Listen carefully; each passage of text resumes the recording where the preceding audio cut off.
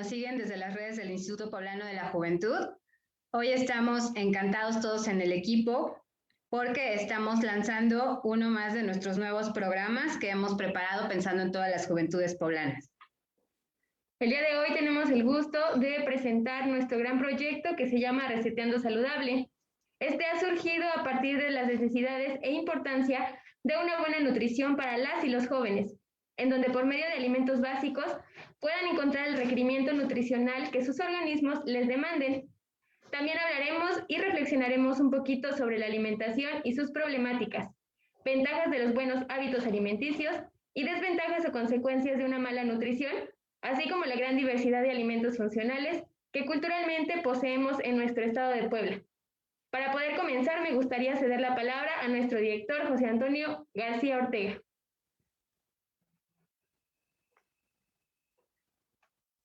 Muchas gracias, Fanny.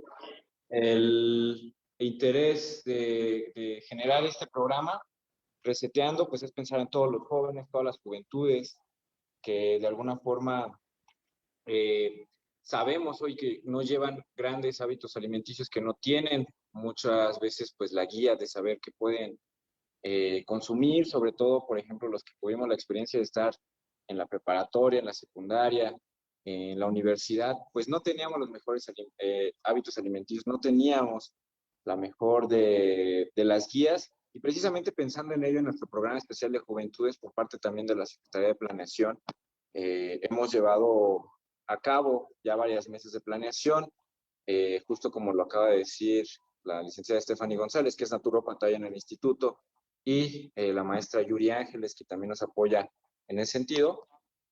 Hemos decidido aventar y lanzar este programa que se llama Reseteando Saludable, y bueno, esto va alineado a nuestro programa especial de juventudes, que en nuestra temática 1 abarcamos el tema de salud física, en donde vemos temas de alimentación saludable, entre otras cosas, y bueno, el objetivo es incidir en el posicionamiento de la alimentación balanceada como un factor determinante de la buena salud en las juventudes poblanas para generar vidas adultas sanas. Las actividades basan bueno, en una primera etapa, recetas saludables que se publicarán cada viernes en nuestras redes con 5 características pensadas en las juventudes, pensando en una primera etapa en 7 ingredientes como máximo.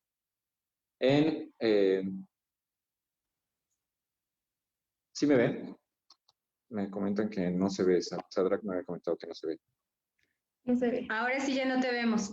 Es que te pierdes a ratos, ahorita ya no te estamos viendo. Ahí ya. Ahí. ¿Ahí me ven? Ya no. Ahí.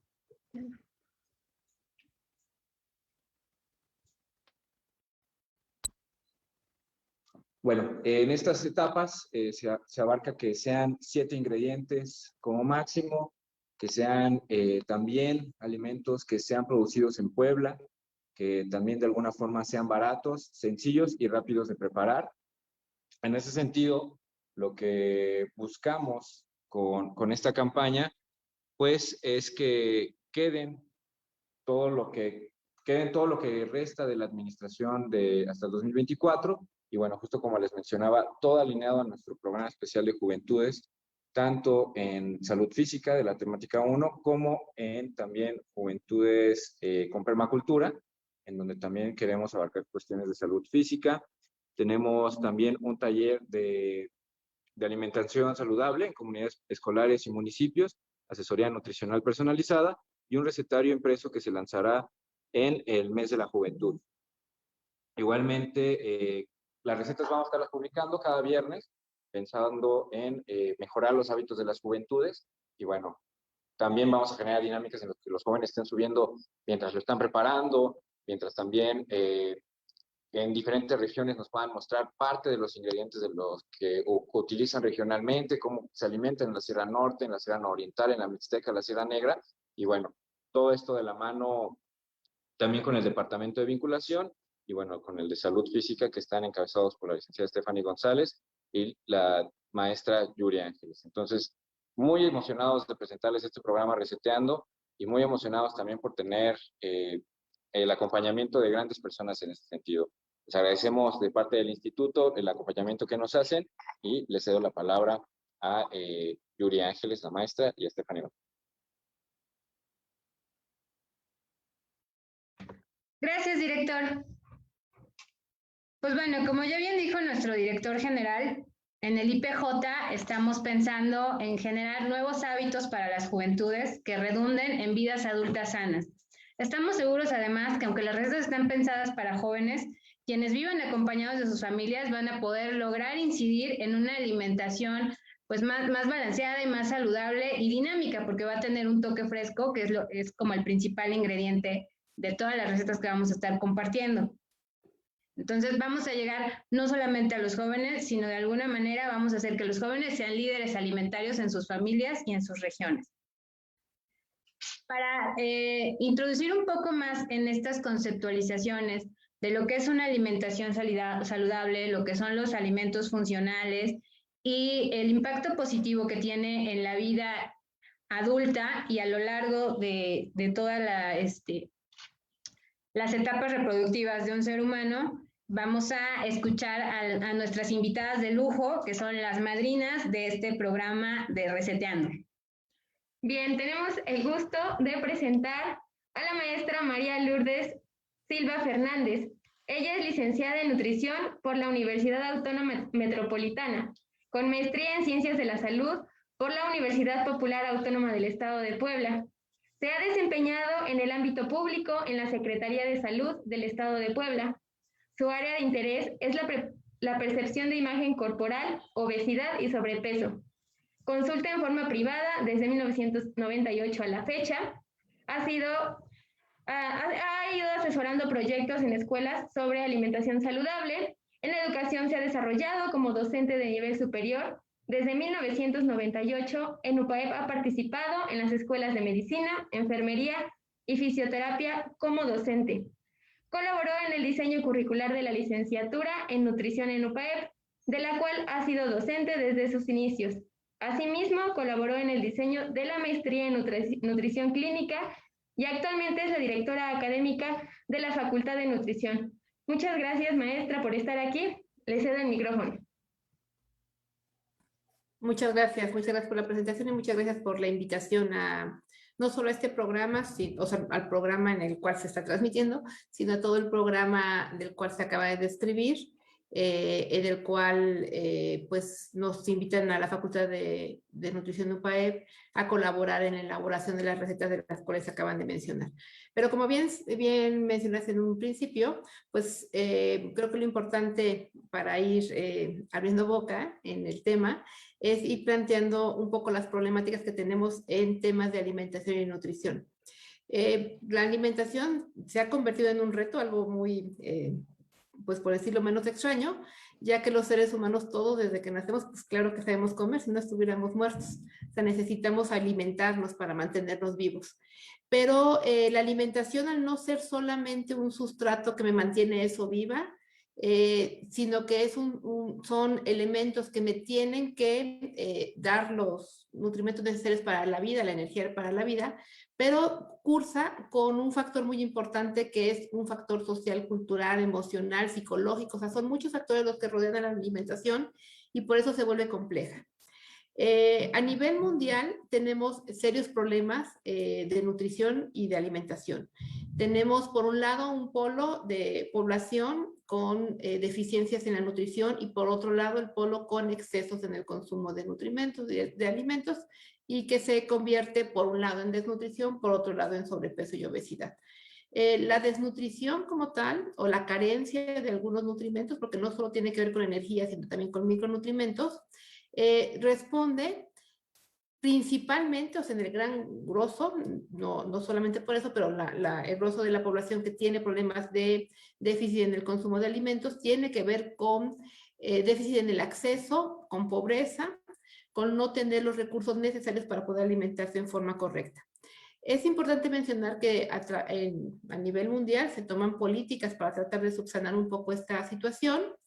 Sin embargo, pues como la desnutrición viene acompañada de la pobreza y la pobreza pues es algo que nos acompaña al ser humano, es muy complicado de erradicar, pero bueno, en algunos lugares sí se ha podido hacer cosas interesantes sobre esto. De hecho, en México, sí quisiera yo subrayar que la desnutrición aguda, ha disminuido las cifras en los últimos años. Las políticas que se han realizado con respecto a la disminución en la desnutrición infantil, sobre todo, han tenido frutos, pero eso no quiere decir que se haya disminuido, que se haya eliminado, ¿no? Sobre todo tenemos un índice importante en el retraso de crecimiento, es decir, los niños no tienen una desnutrición, no en su mayoría tienen una desnutrición aguda que los puede llevar a la muerte, pero sí tienen una desnutrición crónica que poco a poco va mermando su salud y va mermando el crecimiento y por lo tanto el desarrollo cognitivo, es decir, el neurológico, ¿no? Y entonces lo que nos va ocasionando es que los niños vayan desarrollándose con muchas dificultades y posteriormente no tienen acceso a un buen trabajo, no tienen un rendimiento escolar adecuado, o sea, va a repercutir esta pobre alimentación cuando son adultos. Pero otra de las situaciones importantes que pasa en estos niños es que al tener desnutrición de niños, de chicos menores de 5 años sobre todo, cuando son adultos son más fáciles de tener sobrepeso, porque fisiológicamente modifican su organismo a modo de que un poquitito extra que consuman, que casi siempre viene de grasas o de hidratos de carbono simples, los hace tener sobrepeso. Por eso es por lo que la obesidad o el sobrepeso se presenta mucho en poblaciones pobres, o sea, casualmente, ¿no? O sea, vemos a niños con desnutrición, niños con retraso en el crecimiento, gente muy, muy chaparrita y gente muy gordita, ¿no? O sea, con un sobrepeso muy importante. Y se presenta en esas poblaciones. Entonces, por eso es por lo que siempre hemos comentado que una forma de eliminar o de tratar la desnutrición, de tratar la obesidad es evitando la desnutrición. Si nosotros evitamos que los niños se desnutran, no van a hacer esa modificación fisiológica que los lleva al sobrepeso posteriormente, ¿no? Digo, es una de las cosas que podremos hacer para poder mejorar. Y en el caso del exceso, también quisiera mencionar que hace años, o sea, cuando la gente tenía exceso en el consumo de nutrimentos, era porque tenía un mayor acceso a los alimentos, o sea, podía comprar esos alimentos y era hasta un poco de poderío. Quizás Isaura nos pueda platicar un poquito más, la doctora Isaura. Con esto, o sea, la gente mostraba poder cuando corpulentamente tenía sobrepeso, ¿no? Tenía el poder adquisitivo importante. Actualmente no es así. Actualmente, de hecho, la gente con sobrepeso, obesidad, normalmente se presenta con poblaciones pobres, no siempre, pero digo, es la mayoría, porque no tienen acceso a alimentos saludables. Y en realidad lo que comen son alimentos baratos que no son saludables, que les dan saciedad, o sea, no sienten hambre, pero pues no los alimenta, ¿no? No los tiene en una mejor situación de alimentación. Y entonces tenemos una situación poblacional muy importante en el cual por un lado tenemos excesos, por otros deficiencias, una alimentación con excesos en ciertos nutrimentos, pero con deficiencia en los micronutrimentos, que permitiría a la población tener una mejor alimentación y una mejor salud. Y pues bueno, se refleja en los niveles de sobrepeso y obesidad que tenemos actualmente, tanto en jóvenes, en niños, en adolescentes, como en adultos, ¿no? Y pues bueno, esto pues no respeta ahora sí que edad ni sexo, sí se presenta más en mujeres, hay una mayor incidencia en mujeres, no es algo que sea tan significativo, pero sí las mujeres tienen un mayor sobrepeso que los hombres, pero vayan, se presenta en todos lados. Lo que sí también quisiera, o sea, así como mencioné que la gente con pocos recursos económicos tiene más tendencia a tener sobrepeso, esto es porque los alimentos que consume para poder cubrir esa saciedad, esa hambre que tiene, pues son alimentos con alto contenido energético que pueden ser azúcares simples o grasas, ¿no? Y eso los lleva a tener estos riesgos. Entonces, bueno, pues es una situación en la cual tenemos que actuar. Tenemos que actuar como, pues como bien mencionaba hace un momento, pues con educación, tratando de dar orientación y pues bueno, otras cosas que no mencioné también la inactividad física. La inactividad física nos lleva también a tener pues un consumo, pero no gasto lo que estoy consumiendo y pues también me lleva a tener sobrepeso. Entonces, bueno, pareciera que por todos lados tenemos esta situación complicada, pero que tendríamos que buscar esas alternativas que claro que se pueden tener. Y siempre, pues la educación, nosotros consideramos que la educación, la orientación es lo que nos va a hacer, pues, poder tener una población un poco más saludable, ¿no? Muchas gracias, maestra. Bueno, sí, nos faltó hacer una aclaración importante. Además de que son madrinas hoy del lanzamiento del programa, la Escuela de Nutrición de la UPAEP es un gran aliado para que este programa pueda estar lanzándose el día de hoy y para que vaya caminando en futuras etapas. Es un programa que, como bien planteó nuestro director al inicio, está planeado para durar por lo menos todo 2021 y, de ser posible, todo lo que nos resta como administración estatal. Entonces, vamos a tener también diferentes etapas de este recetario o de este programa Reseteando Saludable, que va a tener cambios también en cuanto a temporadas. Va a ir siguiendo la temporalidad natural, ecológica de la producción en nuestro estado. Entonces, ahora vamos a continuar el conversatorio con otra de nuestras participantes.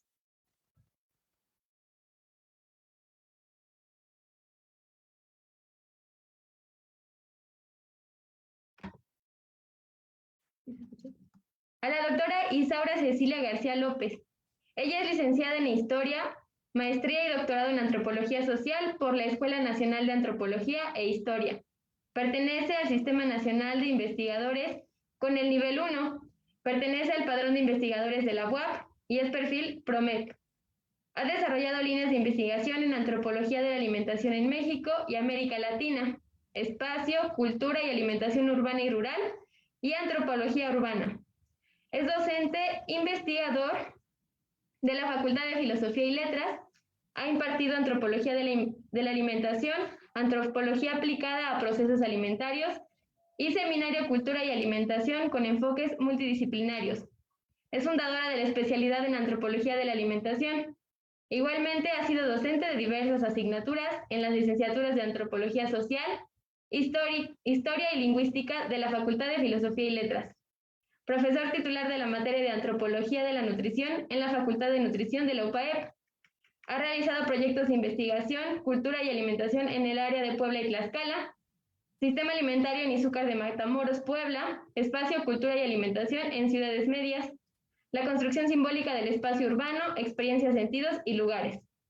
Ha realizado trabajos de investigación de campo en los estados de Puebla, Guerrero y Tlaxcala. Ha dirigido más de 70 tesis de las licenciaturas de Antropología Social, Etnología, Historia de la Escuela Nacional de Antropología e Historia, del Colegio de Antropología Social de la Facultad de Filosofía y Letras de la UAP, además en la licenciatura de Gastronomía de la Universidad del Claustro de Sor Juana, donde trabajó en la línea de investigación en el área de humanidades con el tema cultura y alimentación por 10 años. Muchas gracias por aceptar nuestra invitación y la escuchamos. Muchas gracias por la presentación. Pensé que le iban a cortar como la mitad. Muchas gracias, de verdad. Tenemos que presumir. Un poquito. Voy a compartirles pantalla. Me da mucho gusto estar con ustedes y sobre todo me da muchísimo gusto compartir pantalla con la maestra Lourdes y con la maestra Fabiola, que somos compañeras de trabajo ya hace un rato y que además compartimos también nuestras preocupaciones por las juventudes, compartimos nuestra preocupación por la buena salud y un poco también nuestras inquietudes por la historia y por la antropología y por entender un poco qué somos y por qué comemos lo que comemos, ¿no? Entonces yo voy a dar un repasito muy breve sobre la cuestión de qué fue lo que le aportamos al mundo desde México y sobre todo para tratar de hacer un rescate a lo que hace un rato, no me acuerdo si 2 o 3 años o 4, no recuerdo, empezamos a enunciar como alimentos funcionales. Entonces, y ya después ya hablaremos un poco más de esto, ¿no? Voy a compartirles pantalla. Espero es poquito, o sea, no es mucho.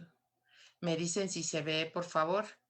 Y bueno, lo que estamos compartiendo es una perspectiva histórica sobre lo que consideramos como alimentos funcionales, pero bueno, yo lo que voy a hacer más bien es un rescate de aquellos alimentos que todavía hoy son importantes y que además han sido un gran aporte de México para el mundo. Ahorita, bueno, en esta pantalla ustedes podrán ver el amaranto, el cacahuate, que aunque no es propiamente de México, el cacahuate es de Sudamérica, pero antes de la llegada de los españoles nosotros ya teníamos cacahuate. Entonces, cacahuate, el amaranto, la pepita de calabaza y el maíz, sobre todo, son de los grandes alimentos que nosotros podemos aportar al mundo. Y también es uno de estos alimentos importantes. Las frutas también, nada más están ahí de compañía. Bueno, lo importante para nosotros es entender que hay una relación muy profunda entre cultura y alimentación. En este sentido, pues compartir cultura es compartir valores y representaciones socioculturales que además de guiar nuestra conducta cotidiana, guían también nuestras formas de alimentarnos, ¿no?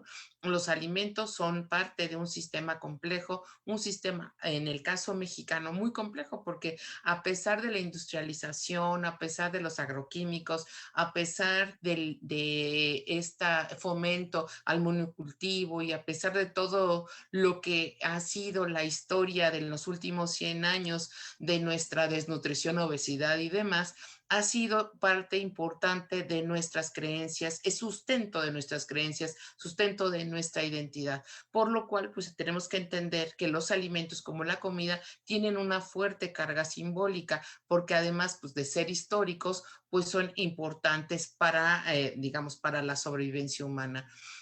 Hace un buen rato, hace muchos años, muchos siglos, los españoles quedaron impresionados justo con los mercados, ¿no? Justo con lo que se vendía, con la organización, con lo que se encontraba en nuestra, ya no les voy a contar la historia, no, la cuestión de los mercados, porque justo ahí es donde ellos nos hacen algunas referencias importantes a los productos que ya se vendían, que se vendían a cambio de cacao y que se llegaban a intercambiar por otros, ¿no? Destacaban evidentemente el maíz, los frijoles, la chía y muchísimas legumbres y sobre todo hierbas.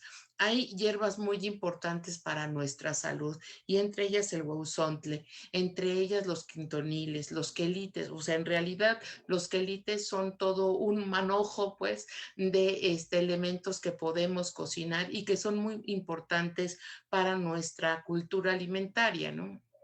Y base importante. Aunque fueron un poco despreciados en su tiempo, tanto la chía como el huauzontle, ahora son importantemente recuperados porque son parte justo de estos alimentos que necesitamos recuperar para tener una buena salud. Evidentemente, en la alimentación que se encontraba en los mercados, pues también teníamos un tipo de gallinas, gallos de papada grande, o sea, guajolotes. Acuérdense que los españoles no podían decir guajolote, entonces decían gallina o gallo, o después dijeron pavo, o después dijeron turkey, y después lo regresaron pavo turkey, y es guajolote, ¿no? Conejos, liebres, venados y otros tipos de animales como los perrillos eran los que se comían aquí, pero también teníamos un sabor muy especial que iba acompañado de las mieles mexicanas, tanto las derivadas del maguey como las derivadas propiamente de nuestra abeja melipona que no tiene aguijón, pero que también nos da una miel muy, muy sabrosa, ¿no? Nosotros también hacíamos dulces, algunos dulces, entre ellos destacaría la semilla del amaranto, pero bueno, vamos a ir conociendo un poco. Evidentemente, como tampoco conocían o tenían una idea de lo que estábamos comiendo cuando echábamos gorditas, le pusieron, y como era derivado de un cereal, le pusieron pan, el pan doblado, o sea, hace nuestras tortillas, ¿no? Esas eran parte importante de lo que ellos encontraron en esta primera fase de la riqueza que tenían en nuestro país. Pero pues rápidamente les diré algunas cosas como el chico zapote, el zapote, la calabaza en todas sus formas, el chayote, el chayotextle, el camote, la guanábana, el maíz, la tuna, el choconostle. Habría que rescatar el choconostle, la guayabilla. Nosotros tenemos guayabas de colores amarillas, rosas, verdes, y tenemos guayabilla silvestre todavía muy presente en la alimentación mexicana, de nuestros grandes aportes para el mundo. Evidentemente el aguacate y bueno, toda la colección de más de 50 chiles que existen y que, bueno, tienen una gran riqueza alimentaria. Por otro lado, los alimentos muy importantes para nuestra salud, pues tendrían que venir con el nopal, ¿no? Todos estos alimentos, o la mayor parte de ellos,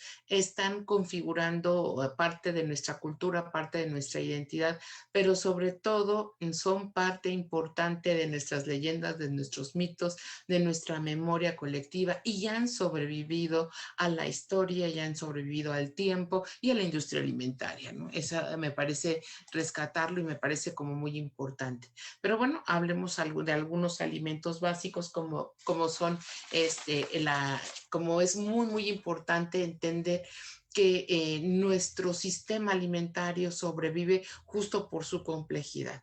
Hablemos del sistema Milpa. El sistema Milpa conlleva no solamente la siembra de una sola planta como es el maíz, debe de estar integrado al frijol, que es ampliamente protector del maíz y que le da muchos elementos bioquímicos orgánicos que lo protegen, ¿no? Entonces, la combinación entre maíz, frijol y algunas verduras como lo es el caso de la calabaza y los quelites, son parte muy importante y tienen que ir hermanados pues para una alimentación sana, ¿no? Para una alimentación incluso variada, porque además de la milpa no solamente habitan, digamos, plantas y cereales y todo lo que acabamos de señalar, sino que también están presentes los insectos, ¿no?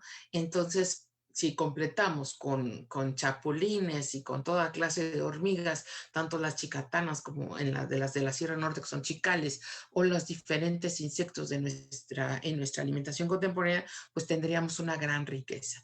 El maíz tiene algunas historias interesantes, como por ejemplo que hay algunos lugares donde es muy importante reconocer que está el teocintle o que está otra parte, ya el maíz, como lo vemos en la fotografía, ya grande, ¿no? Ahí tenemos más o menos una historia de 3 lugares importantes que son el origen de nuestra alimentación en esta complejidad. Evidentemente, el Valle de Tehuacán, aquí en Puebla, que es muy, muy importante y que desde hace más de 5,000 años, pues cuenta no solamente con el maíz, se debe decirles que cuenta con los mejores pulques, porque, bueno, hay vasijas y hay muchos elementos arqueológicos, no podía dejar de decirlo, que el pulque es un alimento importante también dentro de nuestra cultura alimentaria. Pero bueno, la calabaza y el maíz y otros alimentos como los frijoles y y el chile, tienen más o menos unos entre 9,000 y 10,000 años, 9,000 más o menos en promedio, a 6,000 años de antigüedad, que existen ahí justamente en el Valle de Tehuacán. Y también, bueno, también se encuentran como muy importantes, sobre todo para el caso del maíz, pues en el Valle de Oaxaca. En Tamaulipas también tenemos un aporte importante de estos alimentos que data más o menos de unos 7,000 años antes de Cristo hasta aproximadamente unos 3,500. Otro lugar importante que es el que nos rescata, otro alimento que para nosotros va a ser funcional, fundamental y además fue parte importante de la formación de nuestra cultura en general, evidentemente es la cuenca del Valle de México, porque nos aporta lo que era la alimentación en función de, la fundación de una ciudad en función del mito que es el nopal, ¿no? Que quien no conoce la leyenda de un águila devorando una serpiente parada en un nopal, ¿no? Entonces, a partir de ahí podemos completar justamente digamos, circuito, este sistema que es muy, muy importante de alimentos básicos para la alimentación de los mexicanos. Considero que el nopal, junto con el choconostle, que es la parte de la tuna agria, y la tuna son de las cosas, aparte de ser muy deliciosas, dan mucha presencia a nuestra alimentación. No podríamos pensar un mole, estaba pensando en estos moles de olla que se dan desde Guanajuato hasta aquí, Tlaxcala prácticamente, donde están con sus bolitas de masa y sus rebanaditas de choconostle, ¿no? Evidentemente, el maíz en todas sus formas, pues puede ser, ahorita sigue siendo importante porque pasa por el proceso de domesticación, pero también pasa por el proceso de nixtamalización. Y ahí conserva y permite la incorporación de, digamos, esta transformación del alimento en un alimento que verdaderamente nos aporta a la salud alimentaria. Y bueno, qué decir del chile que sí está, pensé que me lo había yo saltado. El chile y todo lo que contiene. Nosotros tenemos la fortuna, de verdad que es una fortuna, de tener chiles verdes frescos y luego tener chiles secos totalmente diferentes a los verdes, ¿no? Tenemos una colección importante de chiles jalapeños que luego se convierten en algunos lugares cuaresmeños, en otros lugares se van a convertir en el chile chipotle. Tenemos unas buenas chilacas verdes, largas y sabrosísimas, que después se convierten en chile pasilla. Tenemos el chile poblano que se convierte en chile ancho. Tenemos así como una conversión de chiles impresionante, que creo que todavía estamos muy lejos de agotar las posibilidades que nos da el cocinar con estos chiles. Ahora que, bueno, ya estamos enfrentados prácticamente a la invasión de la industria tecnológica de la alimentación y que ya ha llegado a que se produzcan chiles, no digo sintéticos, sino no orgánicos, para que nos entendamos un poco mejor, y que ya se producen chiles tipo chinos aquí en Puebla, ¿no? Que eso es lo que ahora sí está como un poquito difícil de comprender, pero es uno de nuestros grandes aportes para el mundo, que como diría alguno de nuestros investigadores favoritos, se fue a Europa y nos regresó sin picor, es decir, que se mezclaron los chiles de Sudamérica con los chiles picosos de México por allá y nos regresa el tornachile, que ya es un chile que ahora conocemos como chile poblano. Y ahí sí vamos a meter un concepto que me anda haciendo mucho ruido, que es el de tradición. Se vuelve una invención muy bien lograda, y así vamos a definir tradición, invenciones bien logradas que quedan en la población y que además se reproducen y se van a reproducir a lo largo del tiempo, y ahí es donde nosotros podemos aportar en este terruño que tenemos tan rico y sabroso que es Puebla, para hablar de los chiles en nogada, ¿no? Muchos de estos alimentos siguen siendo preferentes en el gusto de los jóvenes.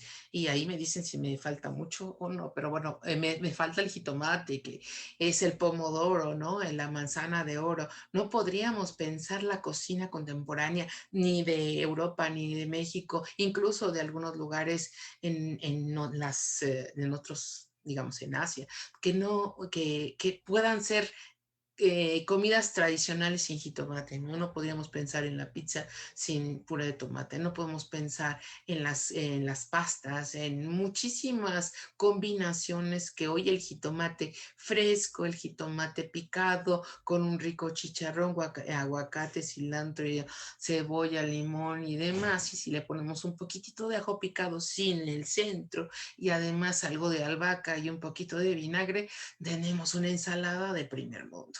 Pero bueno, así la calabaza, pues, ¿qué les puedo decir de la calabaza?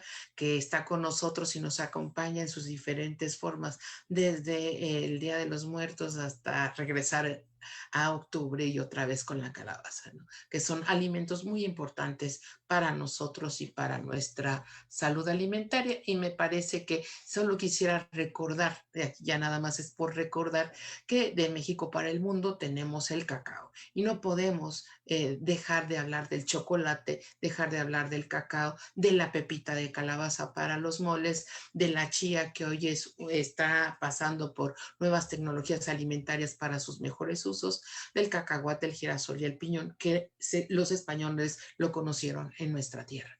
Y pues los olores, que son también muy importantes, como la vainilla, que se me fue por ahí. Y bueno, vainas es importante para nosotros, pensando en el ejote, en el guaje, en el mezquite, en el guamuchi, que son estas frutas dulcísimas y riquísimas, y que bueno, que están también presentes y que podrían ser combinables con los alimentos funcionales de los que nos van a hablar más al ratito. No olvidemos, por favor, los quelites en todas sus formas. Papaloquelite para la semita, por ahí escribí un articulito chiquito que dice: sin pápalo no hay semita. Digo, porque si no es torta, sin pápalo es torta. Entonces, verdolaga, quelites y demás, pues son de los alimentos de los que hay que hablar. Amaranto, que también tiene su parecido en Sudamérica, pero a nosotros es un alimento muy importante y que actualmente, pues como ya lo dije, pues está ahí presente. Y bueno, ya nada más para cerrar, aportamos multitud de flores que pudieran ser combinables para nuestros alimentos. Y bueno, yo destaco la flor de garambullo, que es muy rica y muy sabrosa, junto con la biznaga, por favor, y algunas otras muy importantes, y frutos, ya que ya dijimos algunos, y bueno, jícamas, guayabas, yuca y otros frutos y aportes que tenemos para el mundo. Y ya me pasé de tiempo, pero bueno, es muy rica la cocina y es muy rica la alimentación que tenemos actualmente, ¿no? Entonces, pues yo dejo de compartir y dejar de compartir. Y bueno, pues estamos aquí para seguir conversando. Muchas gracias, doctora. Al final vamos a pasarles a todas, al final de la presentación de la doctora Fabiola, les vamos a pasar algunas preguntas y comentarios que están haciendo en las redes del instituto para que haya oportunidad de contestarles a quienes están interactuando con nosotros. Pasamos ahora con la doctora Fabiola, entonces. Ok, continuamos con nuestro programa y ahora tengo el gusto de presentar a la maestra Irma Fabiola Bautista Figueiras. Ella es licenciada en nutrición, egresada de la Universidad Veracruzana, Campus Jalapa. Realizó la maestría en biotecnología por parte de UPAEP. Trabajó en el Instituto Nacional de Ciencias Médicas y Nutrición Salvador Subirán. Dentro de proyectos en centros rurales de investigación de la División de Nutrición Comunitaria en la Dirección General de Epidemiología. Participó en la Encuesta Nacional de Nutrición, trabajó en el Hospital para el Niño Poblano, en el Departamento de Nutrición. Actualmente en UPAEP se desempeña como docente de tiempo completo en la licenciatura de Nutrición. Es coordinadora de estancias comunitarias y coordinadora de las estancias integrales de la Facultad de Nutrición UPAEP. Además es profesor vinculador del Decanato de Ciencias de la Salud. Ella nos mencionará alimentos de la dieta tradicional poblana con amplio aporte nutricional. Muchas gracias, maestra. Le cedo el micrófono. ¿Qué tal? Muy buenas tardes a todos. Agradezco la amable invitación del Instituto Poblano de la Juventud para participar en este conversatorio. Como se ha mencionado, y además nos honra mucho, somos las madrinas de este programa que seguramente será un éxito y de gran impacto. Dentro de este programa me han invitado al bloque de alimentos funcionales, la comida es medicina, y bueno, pues para dar inicio a este tema y darle también pues secuencia a la intervención de la doctora Isaura García, pues es importante, ¿verdad?, que veamos primero qué es un alimento funcional. También es importante que nos enfoquemos por qué se dice que la comida es medicina, y también tenemos que mencionar algunos alimentos de la dieta tradicional poblana con amplio aporte nutricional. Pues bien, todos sabemos que los alimentos nos proporcionan nutrientes y estos a su vez contribuyen a que nuestro cuerpo funcione durante el día y durante toda nuestra vida. De una manera sencilla, un alimento funcional es aquel que además de aportarnos estos nutrientes, contienen otras sustancias que tienen un efecto específico en la salud. Hay un hecho que ahorita estamos viviendo y que, bueno, ya llevamos un año, ¿verdad? Fuimos obligados por la pandemia a estar en casa. Y esto para muchas personas fue un cambio muy importante en todas las dinámicas. Pues no me dejarán mentir qué es lo que ha pasado a nivel académico, escolar, de trabajo. Pues son cosas que todos sabemos y hemos padecido. Familias, lo más fácil fue aumentar el consumo de alimentos procesados y también de comidas rápidas, cuyos efectos fueron nocivos para la salud y claramente lo estamos ahorita percibiendo. De hecho, no es que el problema se haya desarrollado este año, ¿verdad? Sabemos que tenemos mucho tiempo de tener, como lo mencionó la maestra Lulú, mucho tiempo de tener estos problemas y claro que ahora se vieron agudizados por esta situación.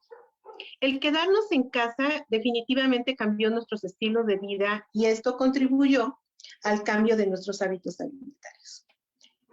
La comida en nuestro país está asociada al placer, de modo que tenemos dilemas entre comer rico y cuidar la salud, pero ¿qué creen? Sí es posible comer rico y también saludable.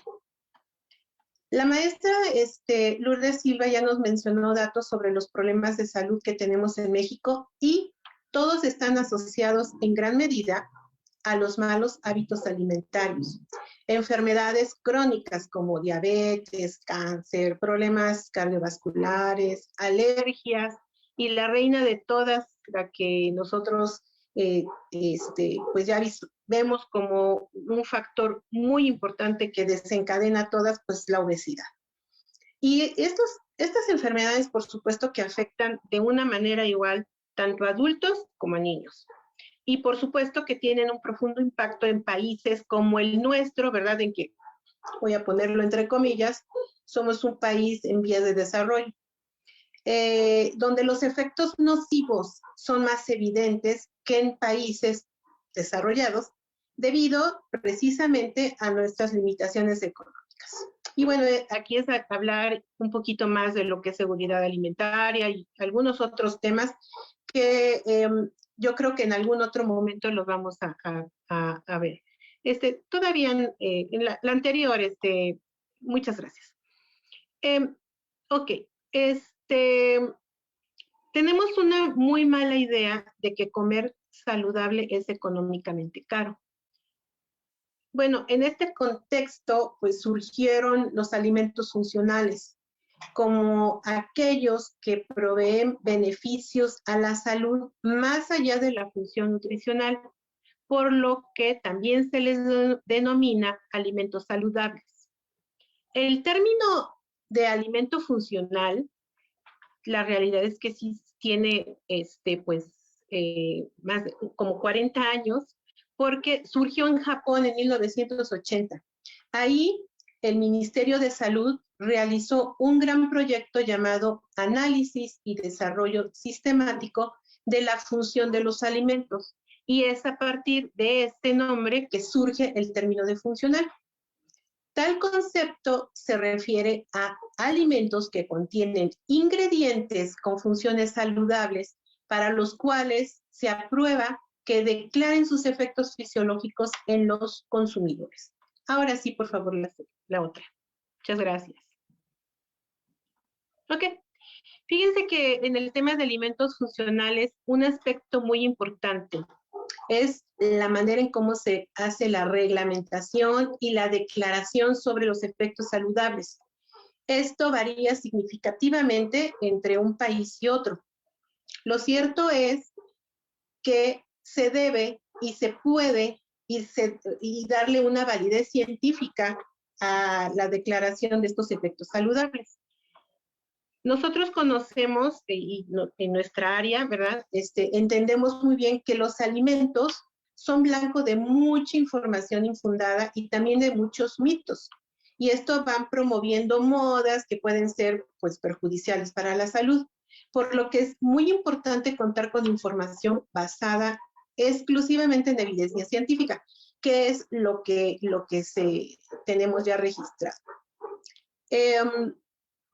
A la fecha se cuenta con más de 650 alimentos registrados en la categoría de alimentos funcionales, precisamente porque han demostrado sus efectos benéficos en la salud, que no solamente son alimentos sólidos, también existen bebidas funcionales. Fíjense que en este tema ya vamos a hablar más a lo que es México. Nosotros, en México, tenemos una gran variedad de productos y alimentos accesibles y pues, por supuesto, funcionales. Y de verdad somos privilegiados de contar también con una gran diversidad culinaria de origen mestizo que ha desarrollado una cocina muy variada y rica. Y como lo mencionó la doctora Isaura García, nuestra alimentación se basa en costumbres y en cultura mesoamericana que pues se enriqueció con la cultura española. Esto es innegable. La otra, por favor, Steffi, muchas gracias. Ok, bueno. En México, desde hace varios años, se trata de impulsar un modelo de alimentación saludable a través de la dieta de la milpa, también mencionada por la doctora Isaura. La dieta de la milpa tiene como centro nutritivo cultural a los productos que ahí se producen. El caso del maíz, frijol, chile, calabaza, más todos los demás alimentos de origen mesoamericano que se consumen en México. La combinación de maíz, frijol, calabaza y chile se deben, además, de complementar con los demás elementos de la propia zona, de manera que la gente se siente identificada con la propuesta de alimentación. Porque en eso nosotros hemos visto que cuando queremos incidir o transgiversar o reprimir la cultura, la creencia y las tradiciones de las personas, pues ahí entra un choque muy importante. Y bueno, nosotros tenemos como el área de la nutrición y de todos los profesionales de la salud, debiéramos pues entrar en este contexto de la cultura para pues tener más impacto, sobre todo en políticas y en programas de alimentación. Hay otros alimentos, además de los anteriores, además ya comentados por la doctora Isaura, como el nopal, los quelites, jitomate, el guasontle, y bueno, una lista mucho más abundante. Y como solamente tengo pues 15 minutitos, me voy a concentrar en estos que estamos viendo ahorita en la diapositiva para mencionar su valor nutricional y sobre todo, pues esta propiedad funcional. Vean ustedes ahí el maíz. La verdad es que tenemos y contamos en México con una gran variedad de maíces y como vemos en la fotografía, pues de muchos colores. También pues son variedades dependiendo la zona en el país en donde se producen. Y como bien también se comentó anteriormente, pues en la zona de aquí del centro, lo que es el Valle de Tehuacán, pues hay registros de que hace pues, un registro como de 5.000 años, ¿verdad? Pues se ven los primeros teocintles, que son estas variedades pues silvestres, no domesticadas, en donde pues nosotros podemos centrar, ¿no?, la base de la cultura del consumo de maíz en nuestro México como una parte íntegra de la identidad de nuestro país. Perdón. No obstante, el maíz no es solamente un ingrediente de mayor consumo en el país. También ya se mencionaron algunas preparaciones, sobre todo a través de la nixtamalización, pues, nuestra tortilla. ¿Quién no se siente mal, al menos yo sí, de comer algo en mis tiempos de comida o en el desayuno y no acompañarlos de una tortilla?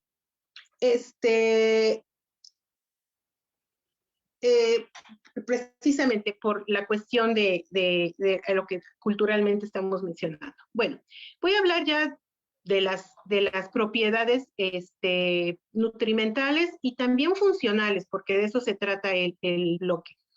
Vean ustedes aquí cómo en la variedad de los colores, sobre todo se ha hecho mucha investigación en lo que es el maíz de color negro, morado, que también conocemos sus productos, estas tortillas azules, que al menos aquí por mi zona solamente los días domingos puedo tener acceso a ellas. Bueno, el color que tiene este tipo de maíz tiene un antioxidante que es el que le da el color y este antioxidante se llama antocianina. Bueno, no quiero entrar en tecnicismos, pero bueno, este colorante, ¿verdad?, tiene estas propiedades y entre ellas ayuda a prevenir el cáncer, ayuda a la salud cardiovascular, es un antiinflamatorio natural, fortalece el sistema inmune, retrasa el proceso de envejecimiento y reduce la presión arterial, así como que mejora la agudeza visual. Y todo esto es por la propiedad de antioxidante. Un antioxidante es esta sustancia que nos va a ayudar a que nuestra célula no se oxide. Ese es el principio de esta palabra. Bueno, veamos aquí también pues la calabacita que también ya fue mencionada. Y es uno de esos alimentos excepcionales a los que todavía no se le ha hecho la debida justicia. Es digestiva, es deliciosa, es de aspecto atractivo y está repleta de sustancias con efectos muy beneficiosos para la salud. La calabaza tiene una gran riqueza vitamínica, especialmente de betacarotenos o provitamina A, de vitaminas antioxidantes como la C y la E. Y bueno, pues la incluimos en muchísimos platillos, además de que es barata y es muy bien aceptada por la mayoría de las personas. Bueno, ahora veamos pues, nuestros frijolitos, pero estos frijolitos negros son pues muy culturalmente aceptados por nuestro país. Estos ayudan a la prevención y tratamiento de enfermedades cardiovasculares, también en la diabetes y en el cáncer, tanto por su aporte de micronutrientes como el ácido fólico, el magnesio, y también por su alto contenido de fibra, de otras sustancias que son aminoácidos, que son los que conforman a las proteínas, fitoestrógenos y aminoácidos esenciales.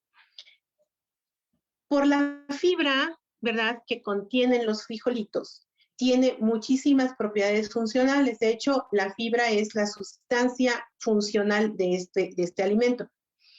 Por ejemplo, encontramos que la fibra, con el alto aporte que tenemos a través del frijol, podemos controlar la glucosa en la sangre, porque tiene un efecto benéfico tanto en la prevención de esta manera como en el tratamiento de la diabetes.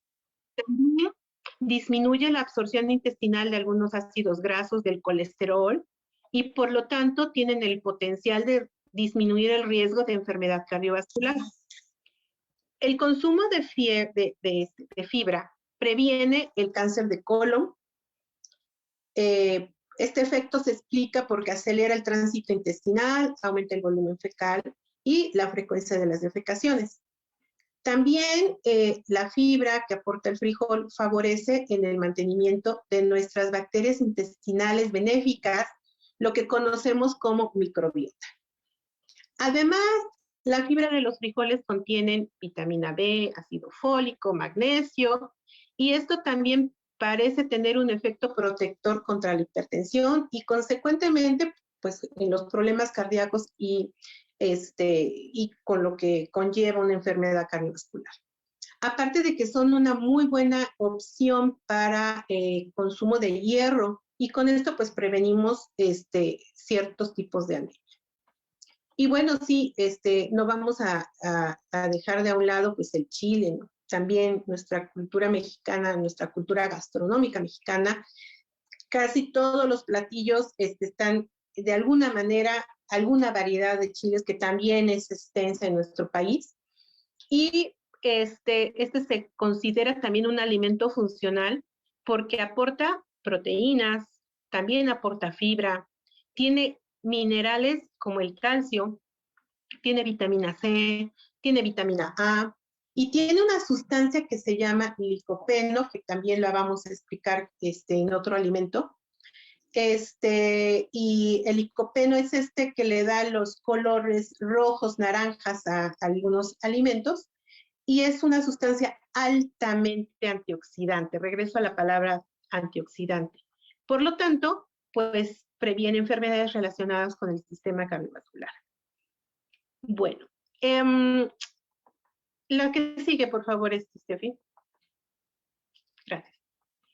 Aquí, pues, no sé cómo andamos de tiempo, pero me apuro. Pongo aquí el jitomate, que es uno de los cultivos vegetales más versátiles, ya que su consumo puede ser de manera cruda o de manera cocida, y consumirlos habla de un indicador de buenos hábitos dietéticos. Entre los componentes nutritivos del jitomate y también funcionales, se encuentran también los carotenos, en particular el licopeno. Aquí el jitomate, su color rojo, entre más maduro, más concentración de esta sustancia tiene. Sobre todo también se libera de mejor cocido que crudo. Así que cuando opten por comer jitomate, pues vamos a aprovecharlo mucho mejor, sus propiedades funcionales, de una manera cocida. También tiene ácido ascórbico, o sea, vitamina C, tiene vitamina E, tiene ácido fólico, potasio, fibra, proteínas. Y el consumo de jitomate también se ha relacionado con un menor riesgo para contraer enfermedades cardiovasculares, precisamente por el licopeno, que es esta sustancia antioxidante que previene pues el daño celular. El jitomate no tiene desperdicio, pues también sus semillas contienen aminoácidos esenciales, son ricas en minerales, por ejemplo, en hierro, en magnesio, en zinc, en cobre, y también tiene ácidos grasos poliinsaturados, especialmente el ácido oleico. Este tipo de aceites, entre comillas, también son las grasas buenas, ¿no? Que también es el término que más comúnmente se asocia con este tipo de aceite. Y bueno, la maestra, la doctora Isaura, hizo mención del pulque. Bueno, pues ya hablamos de algunos alimentos sólidos, y ahora como bebida funcional, porque tenemos en México el pulque, pues es nuestra bebida pues funcional estrella. Fíjense que el pulque, pues ya sabemos, ¿no? Que se produce del aguamiel del maguey, que es este líquido que se obtiene al abrir el corazón, que es donde salen todas las hojas. Y lo van raspando, como vemos en la fotografía, se va raspando el interior para que la planta suelte ese jugo, a eso se llama aguamiel. Ese no es el pulque. El tlachiquero, que es la persona que vemos que está maniobrando y haciendo esta actividad, lo va a estar depositando en tinacales, donde ahí el pulque se va a estar fermentando.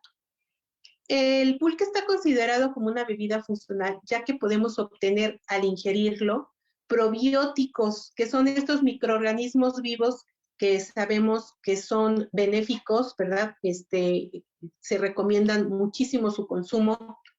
En otros alimentos los podemos encontrar. Estamos muy familiarizados con nuestras lechitas fermentadas o con los tipos de yogur que optamos por comprar, y las presentaciones que conocemos todos. Pero el pulque, aparte de que tiene estos microorganismos vivos que, como comenté, son los probióticos, también tiene otras sustancias de las cuales se alimentan estos microorganismos, a lo que llamamos prebiótico, que es un tipo de azúcar, en el caso del pulque se llama inulina, y bueno, pues por eso es una bebida funcional. No a todo mundo le gusta el pulque, en lo personal a mí sí me gusta, y no tanto por antes de que supiera yo que fuera un alimento funcional, ya me gustaba. De hecho, pues yo experimenté el consumo del pulque con feliz alegría cuando trabajaba yo en el campo, y pues la verdad es que sí le encuentro muchos beneficios ya ahora después estudiando un poquito más de esto. La que sigue, por favor. Bueno, como conclusión ya podemos nada más decir que México cuenta con muchas variedades de alimentos funcionales y que hoy representan una muy buena tendencia a nivel mundial. El tema está sobre la mesa, la investigación, la producción, y la verdad es que ya no es una forma sofisticada de alimentarnos, la verdad es que no. Por el contrario, la tendencia a su consumo en nuestros países latinoamericanos, ha experimentado un aumento notable con el apoyo también de nuevas áreas científicas y debería redundar en productos de mayor calidad y de menor costo. Bueno, pues con esto termino mi participación. Muchísimas gracias.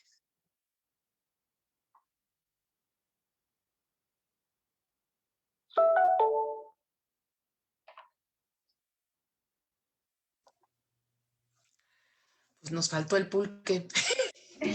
No, sí. Nos faltó un pulque para brindar todos por el inicio del programa. Claro que sí. Muchas gracias por sus participaciones a todas. Sin duda nos hacen reflexionar.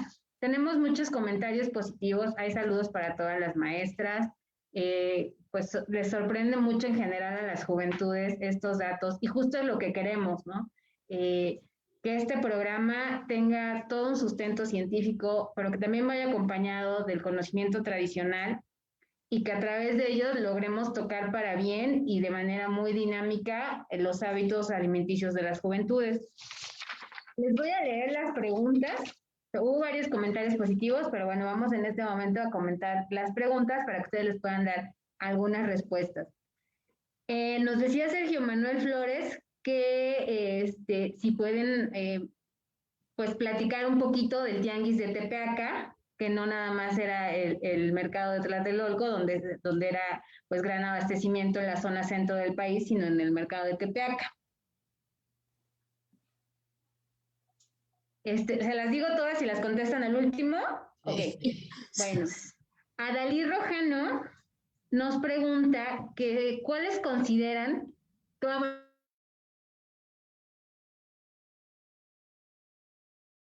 más enfermedades. Ana Martínez nos pide su opinión sobre cómo, si la comercialización ha llevado a que muchos alimentos naturales valiosos después de esta transformación industrial sean más económicos, pero pierdan nutrientes y con ello las juventudes hayan creído erróneamente que se están alimentando bien, ¿cómo podemos combatir esto? Entonces creo que a través justo del programa, pero ahorita le dan ustedes una respuesta. Y por último, Grecia Núñez nos pregunta cuáles son los cambios principales que hay en un organismo cuando empiezan a alimentarse de manera saludable. No, ya no entendí la pregunta. A ver. ¿La última? Sí. Sí, que si pueden mencionar cuáles son los cambios principales en el organismo de una persona cuando comienza a alimentarse de manera saludable. Sí, yo creo que se refiere como a cómo se ve reflejado en la salud. Bueno, si quieres, puedo iniciar un poquito. Hiciste una pregunta sobre si eran antes los alimentos más saludables que ahora. Hay un cambio a partir de los años 50. Bueno, el ser humano siempre ha buscado la forma de poder conservar los alimentos, por eso surge la industria de los alimentos, en un principio pues en forma muy casera, ¿no? ¿Cómo conservo yo un alimento?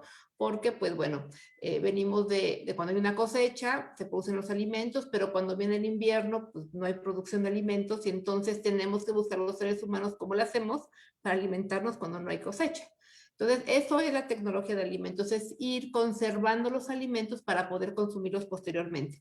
Y se empezó desde mucho tiempo atrás, pues a salar los alimentos, a conservarlos en azúcar, ¿no? Porque es la forma en la cual se conservan. Ahora, en forma importante y en forma industrializada, los alimentos se empiezan a conservar, porque en realidad continúan teniendo la misma funcionalidad, se empiezan a conservar mediante, ya con la industria, o sea, hacerlo en forma masiva, más o menos a partir de mediados del siglo pasado. Tiene que ver mucho con la Segunda Guerra Mundial, en el cual pues había que mandarle los alimentos a los soldados que estaban del otro lado del continente, y empieza a haber un boom en la producción masiva de los alimentos. Se tiene una idea, bueno, eso es por un lado, y entonces se queda esa producción de alimentos y empezamos a consumirla. Y nos gustan, la realidad es que llegan, nos gustan, probamos sabores que son o muy salados o muy dulces, y eso palativamente pues nos gusta al ser humano. La Encuesta Nacional de Salud y Nutrición ha podido demostrar que las personas están invirtiendo, entre más recursos económicos tienen una mayor inversión en la compra de alimentos industrializados y menor compra de alimentos frescos, mientras que la gente con menos recursos económicos invierte más en alimentos frescos y menos en industrializados. Eso también es algo que se da, ¿por qué? Pues porque los industrializados son más caros, ¿no? Entonces, pues no voy a estar invirtiendo más si tengo poco dinero. Si antes era más saludable o no, también se tiene la idea de que antes la gente vivía más que ahora, y no es así. Actualmente es cuando tenemos una mayor esperanza de vida, y los alimentos frescos siempre van a tener ventajas sobre los industrializados. Sin embargo, yo sí quisiera comentar que la industria no hace las cosas por querer dañarnos. O sea, así se ha dado el desarrollo de la industria, y ahora de hecho están buscando la forma de hacer alimentos más saludables para que no ocasionen daño. O sea, sí, y van trabajando, no se ha pedido que reformulen, y han reformulado muchos productos. También, pues finalmente ellos venden, y el consumidor tendríamos que ser un poco más exigentes en lo que compramos para poder de esa forma empujar a que los productos sean mejores. Y yo sí quisiera yo nada más, para terminar de responder la pregunta, no es que antes los alimentos fueran mejor que ahora, pues la cosecha pues es la cosecha, sino más bien actualmente tenemos una mayor tendencia al consumo de alimentos industrializados sobre los frescos, porque nos ahorran tiempo de cocción, nos ahorran muchas cosas, no dinero, pero sí tiempo, y a lo mejor nos gusta más, y eso puede repercutir en nuestra salud. Pero finalmente, como decía yo, la industria de los alimentos tiene una función, y que la sigue teniendo, que es la de conservación de alimentos. Ahora, también actualmente, pues no requerimos tanto eso, porque la tecnología con la que contamos, pues nos puede hacer mantener alimentos frescos, pues con la congelación o con el frío, ¿no? O sea, sí puede haber, por eso es por lo que es importante la educación. En lugar de comprar un producto, no sé, una verdura enlatada, pues yo puedo mantener mi verdura congelada, ¿no? Y cuando la quiera yo la puedo sacar y utilizarla, y el frío no le hace ningún cambio al alimento, ¿no? Entonces, bueno, no es que sean antes mejor los alimentos, sino que cómo los utilizamos, y lo que sí es este consumo masivo de los productos industrializados. Gracias, doctora Lulú. No sé si alguna de las otras panelistas quiera complementar esa pregunta. Doctora Isaura. Bueno, sí, si algo ha hecho el ser humano es evolucionar por la alimentación, ¿no? Creo que ahí los alimentos han sido parte importante en el desarrollo de lo humano y del humano, ¿no? Desde que nos hacen y nos acotan incluso hasta la estructura física, la estructura dental, el cerebro y todo lo que ha transformado el sistema, la alimentación, ¿no? Los productos, digo más, los métodos de consumo conservación han existido y han sido mejorados poco a poco, ¿no? Tanto el salado como incluso el subterráneo para mantener las cosas frías, lo que es el fermentado ha sido parte importante porque, bueno, hay muchos autores y ahí estamos subrayando que las bebidas fermentadas pues, ayudaron en mucho a que las bacterias, virus que estaban en el ambiente, pues el ser humano las superara con un poquito de cerveza, algo de vino y tal vez alguna otra cosa, ¿no? Eso es muy importante. Sin el pan, la cerveza, el vino, el olivo, pues también el desarrollo del humano hubiera sido si fue lento, todavía más lento.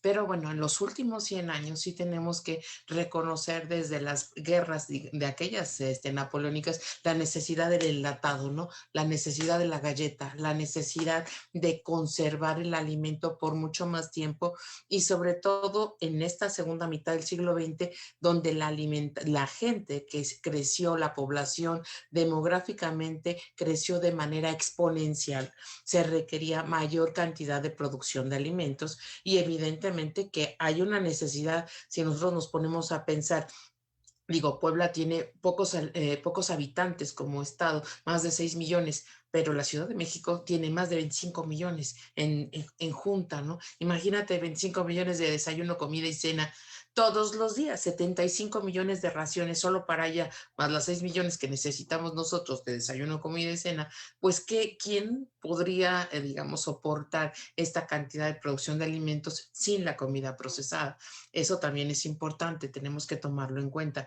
También tenemos que tomar en cuenta la crisis del campo en México, que también hizo que nosotros importáramos muchos de los alimentos que antes producíamos.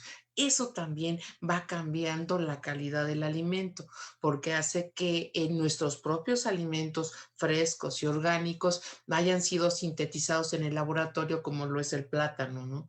Y hemos perdido muchas especies, como lo es la papaya amarilla. Hemos perdido de verdad, bueno, la zanahoria es un producto químico, ustedes lo saben. La zanahoria no es de color anaranjado, la zanahoria era amarilla, verde y blanquizca. Entonces tenían otros colores que de alguna manera ya se logró sintéticamente, y eso hace más de 200, 300, ni siquiera me acuerdo cuántos años tiene que George en Holanda lograron la zanahoria naranja. Y ahora, ¿quién recuerda, como dicen los autores, quién recuerda una zanahoria que no sea naranja? ¿No?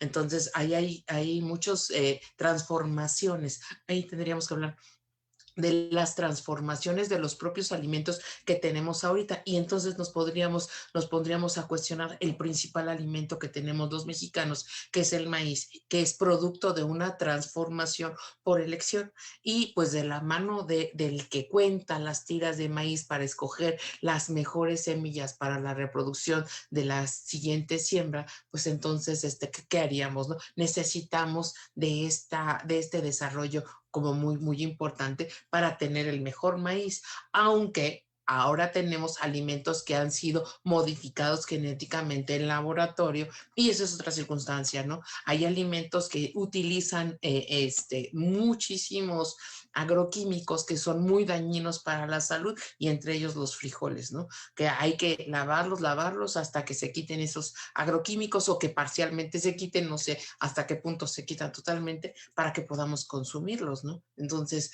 hay como muchas cosas en relación con qué tan buenos eran los alimentos. Sin los agroquímicos podríamos decir que eran mucho mejores en calidad, pero no satisfacen al mercado mundial, o sea, no llegamos a satisfacer lo que se requiere en el mundo para comer, ¿no? Eso también lo tenemos que tomar en cuenta. Eso es cierto, las etiquetas son muy engañosas y no podemos saber exactamente qué es lo que contiene un alimento ni en qué cantidades. Pues ahí sí tenemos que tener un poquito más de asesoría con los nutriólogos, ¿no? Sobre todo para comprender muy bien esas etiquetas, ¿no? Y con relación a si era mejor la alimentación de antes, pues a lo mejor era mejor, más natural, pero a lo mejor tenía más bacterias. También hubo un momento en que los alimentos, que confiamos en los alimentos porque había del otro lado del mundo alguien que dijera que es higiénico, pasteurizado, que ya pasó por los procesos de quitada de bacterias, ¿no? Pero actualmente no podemos confiar porque los alimentos no son del todo, o sea, no hay como que algo que nos garantice qué es lo que nos estamos llevando a la boca. Eso, bueno, desde mi perspectiva como mundana, ¿no? Es más o menos así.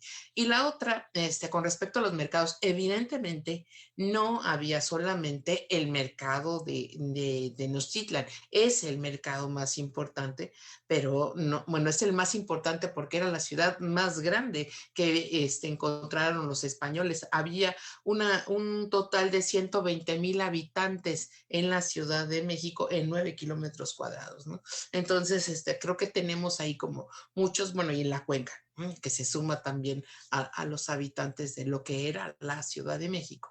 Tenemos todos los señoríos, entonces tendríamos que ver el mercado de Jocotzingo, el mercado de Cholula, el mercado de Tepeaca, que son muy importantes, y el de Tlaxcala, que son muy importantes. ¿Por qué? Pues porque son los centros de comercialización de las regiones, y esos existían, y bueno, pues tenemos a los poztecas, que eran los principales comerciantes y que traían cosas de Centroamérica para acá y de aquí para el norte, ¿no? Entonces, que están trayendo de manera comercial vía los mercados y vía, pues, precisamente este comercio marítimo en otros de corredores para tener alimentos todo el tiempo. Entonces, nuestros mercados, nuestros tianguis, digamos, tendríamos que estudiarlos por cada señorío que había en Mesoamérica antes de la llegada de los españoles, ¿no? Entonces sería, bueno, mencionamos pues el que tenemos en el Museo de Antropología, que es el de Tlatelolco.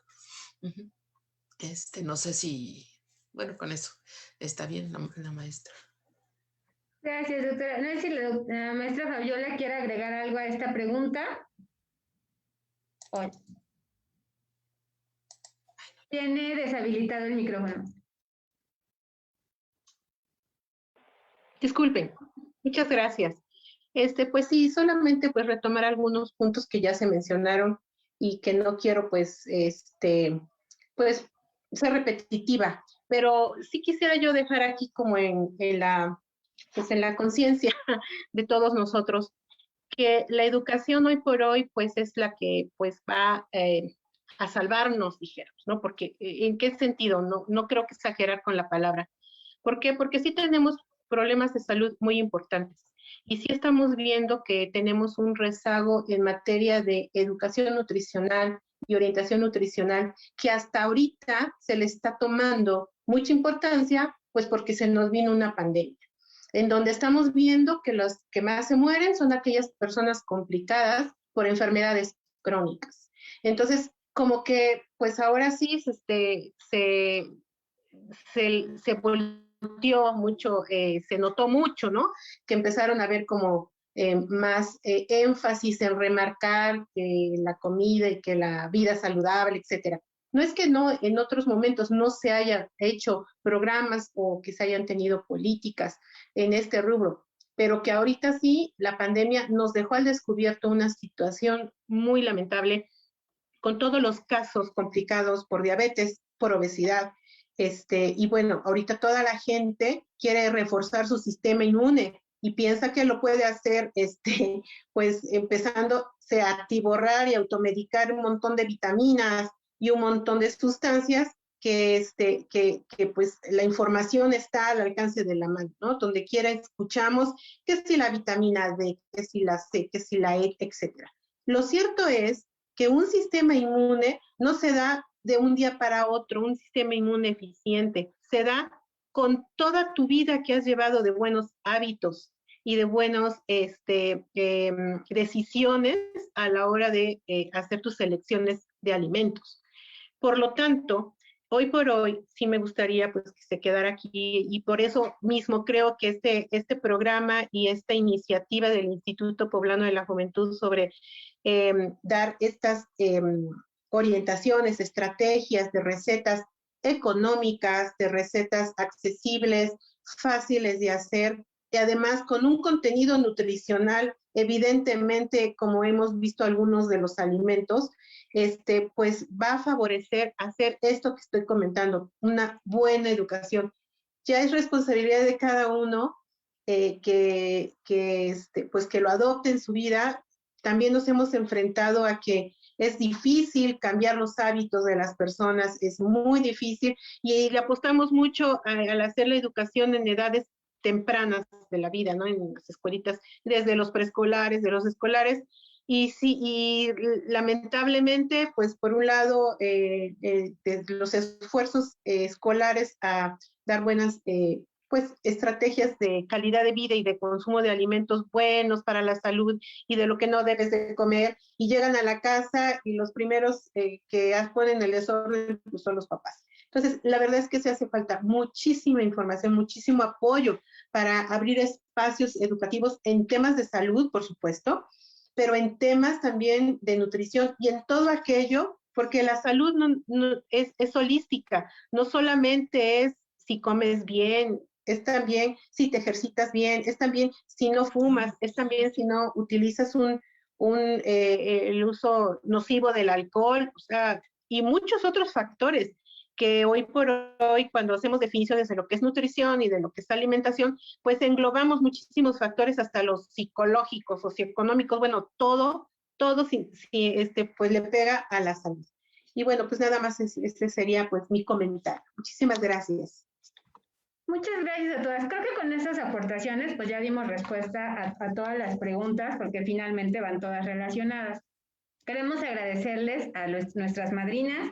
Queremos pedirle a quienes están hoy conectados que compartan estos contenidos, que estén pendientes de nuestras redes, y si nos está viendo algún docente, directivo, estudiante que quiera que llevemos la parte del programa Reseteando, que implica talleres a las diferentes comunidades educativas, nos hagan favor de escribirnos a nuestras redes, en este mismo conversatorio o en algún mensaje privado, y nosotros los vamos a atender para irlos agendando. De nuevo, muchísimas gracias y nos vemos cada viernes con nuestras recetas saludables de Reseteando.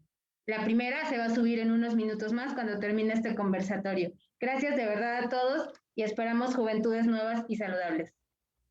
Muchas felicidades. Muchas gracias a todas. Muchas gracias. Un gusto. Felicidades. Felicidades. Gracias. Hasta luego.